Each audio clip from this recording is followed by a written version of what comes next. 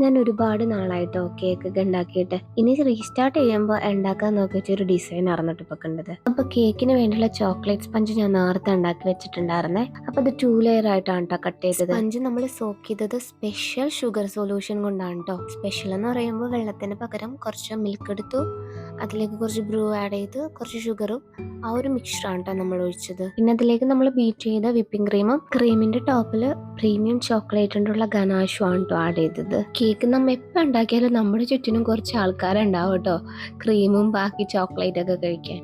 അങ്ങനെ കേക്കിന്റെ ടോപ്പും സൈഡൊക്കെ സെറ്റ് ആക്കിയിട്ട് പുറത്ത് ഞാൻ കുറച്ച് ഗനാഷ് തന്നെ ഒഴിച്ചു കൊടുത്തിട്ടോ.